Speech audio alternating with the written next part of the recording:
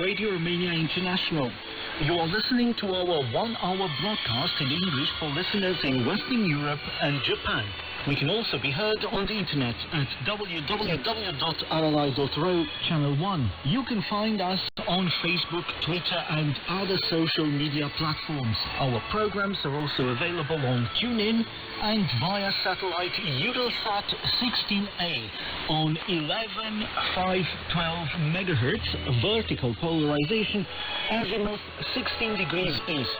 Symbol rate 29,950 megasymbols per second, standard DVB-S2, modulation 8 BSK, audio PID 510.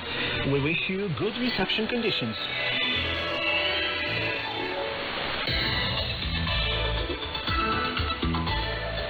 Welcome, I'm Mihaela Ignatescu with the news. The headlines.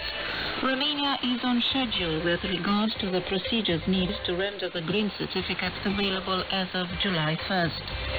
Pensions will not drop and the retirement age and taxes will not increase under the National Recovery and Resilience Plan, says the Romanian Minister of Investment and European Projects.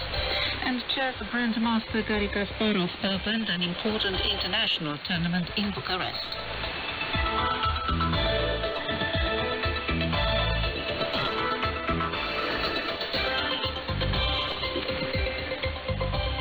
In Romania, some 4.3 million people have been vaccinated against COVID-19, most of them with both doses. The number of new cases of COVID-19 remains low. On Friday, 225 new infections were reported in nearly 33,000 tests performed. 341 patients are in intensive care. Prime Minister Florin Câțu has stated that now the vaccination campaign must be carried out in rural areas and the involvement of local authorities is needed, but also people with influence in the community, such as priests, doctors and even police officers. The green vaccination certificate will be launched on July 1st at European level, and Romania is on schedule as regards the procedures needed for the document to be available starting with this date.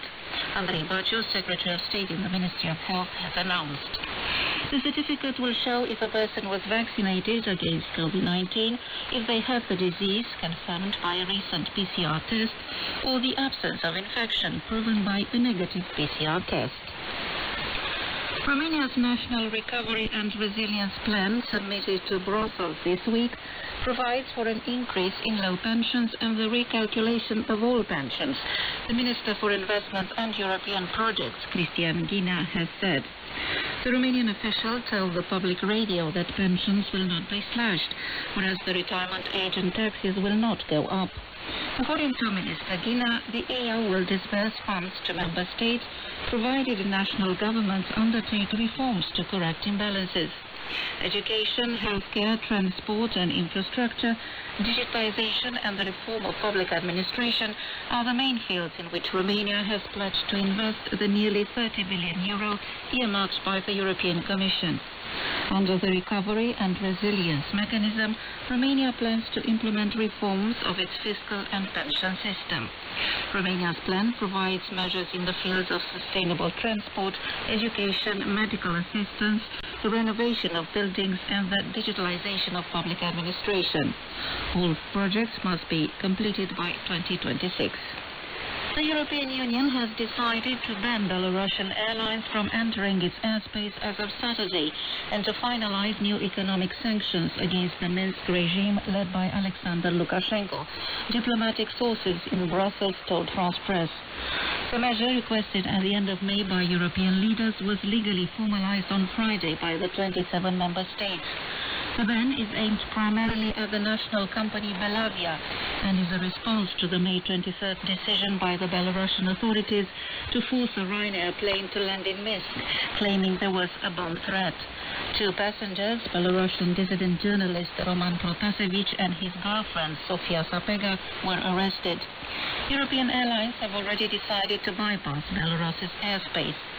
The same source explained that two series of individual sanctions are being finalized and are to be approved next week.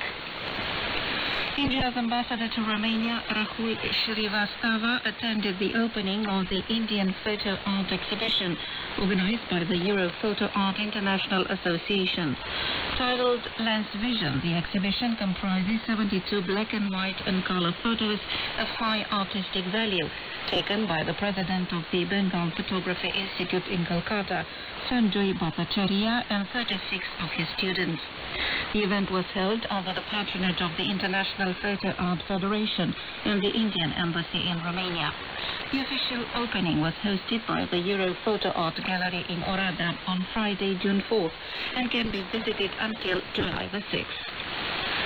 The chess grandmaster and multiple world champion Garry Kasparov and the president of the Romanian Senate, Anca Dragu, opened on Friday the Superbet Chess Classic Romania 2021 tournament, part of the Grand Chess Tour.